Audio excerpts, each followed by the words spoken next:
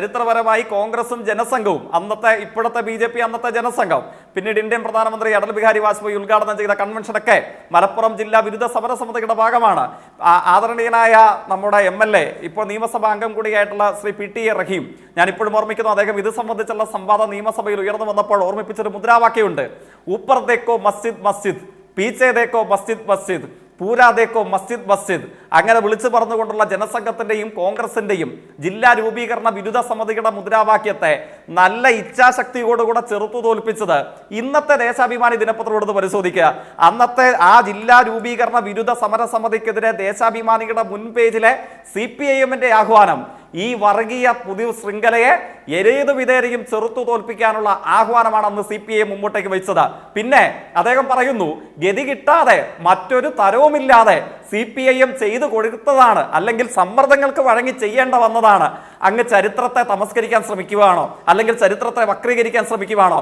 അന്ന് മുസ്ലിം ലീഗിന്റെ പിന്തുണ ഇല്ലെങ്കിലും കേരളത്തിലെ ഇടതുപക്ഷം ആ ഗവൺമെന്റിനെ നയിക്കുമായിരുന്നില്ലേ? CPIM-ന്റെ നേതൃത്വത്തിൽ മുസ്ലിം ലീഗിന്റെ പിന്തുണ ഇല്ലാതെയും കേരളത്തെ നയിക്കാനുള്ള രാഷ്ട്രീയ ഭൂരിപക്ഷം EMS മന്ത്രിസഭയ്ക്ക് ഉണ്ടായിരുന്നു.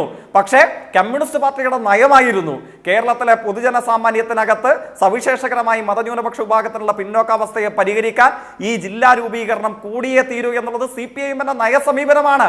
ആ ഉയർന്ന നിശ്ചയദാർഢ്യത്തോടു കൂടെയുള്ള സമീപനത്തിന്റെ ഉൽപ്പന്നമാണ് അങ്ങിരുന്ന് ചർച്ച ചെയ്യുന്നു എന്ന് ഞാൻ കരുതുന്നത്. നിലമ്പൂർ ഉൾപ്പെടെയുള്ള പ്രദേശത്തെ മലപ്പുറം ജില്ല ഒറ്റ വാചകോടെ പറഞ്ഞ് ഞാനത് ഭാഗം പൂർത്തീകരിക്കാം. അപ്പൊ ആ ചർച്ചയിലേക്ക് പോയാലോ? അന്ന് മുതൽ സംഘപരിവാരത്തിന്റെ B ടീമായി പണിയെടുക്കേണ്ട വന്ന ആളുകളുടെ പിന്മുറക്കാരാണ് ഇപ്പോഴത്തെ അവിടുത്തെ UDF, പ്രത്യേകിച്ച് കോൺഗ്രസ് എന്നുള്ളത് ചരിത്രത്തിൽ അംഗീകരിക്കേണ്ടതായി വരും. ഇത് ഞങ്ങൾ ഓർമ്മിപ്പിക്കാനിരുന്ന ഒരു ചരിത്ര കാര്യമല്ല, ഇത് ഓർമ്മിപ്പിക്കാനിരുന്നതേ അല്ല. പക്ഷേ നിങ്ങളുടെ കൺവെൻഷൻ ഉദ്ഘാടനം ചെയ്യാൻ നിങ്ങൾ ക്ഷണിച്ചുകൊണ്ട് വന്ന കേരളത്തിൽ നിന്നുള്ള അഖിലേന്ത്യാ നേതാവ് പച്ചക്കള്ളം പറഞ്ഞപ്പോൾ ചരിത്രത്തിന്റെ യാഥാർത്ഥ്യങ്ങൾ 100 നാവോടുകൂടെ പുറത്തേക്ക് വന്ന് പ്രഹരമേൽപ്പിച്ചതാണ്. അവിടെ അങ്ങേക്കും വസ്തുതമായി സത്യസന്ധമായി അംഗീകരിക്കേണ്ടതായി വന്നു.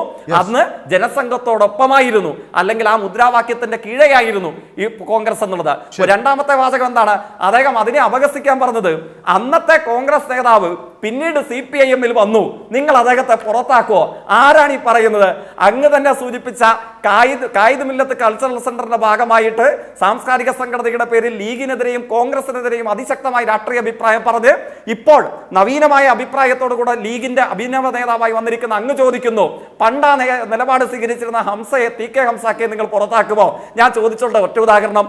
ഇപ്പോൾ സംഘപരിവാരത്തിന് RSS-ന്റെ ശാഖ നടത്താൻ ഇപ്പോഴും എന്റെ മാതൃസ്വത്ത് വിട്ടുകൊടുക്കുമെന്ന് പറഞ്ഞ ഒരു പഴയ BJP നേതാവ്, അഭിനവ UDF നേതാവായിട്ട് ഈ നിലമ്പൂരിൽ നിങ്ങളോടൊപ്പം ഉണ്ടല്ലോ, നിങ്ങൾ അദ്ദേഹത്തെ പുറത്താക്കുമോ?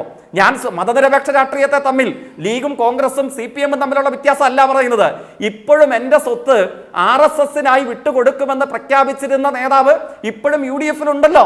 നിങ്ങളുടെ സമീപനം എന്താ? ഏതെങ്കിലും ഒരു നേതാവിന്റെ മനംമാറ്റത്തെ വെച്ചിട്ടാണോ ചരിത്രത്തിലെ രാഷ്ട്രീയ മാറ്റങ്ങൾ നമ്മൾ വിലയിരുത്തേണ്ടത്?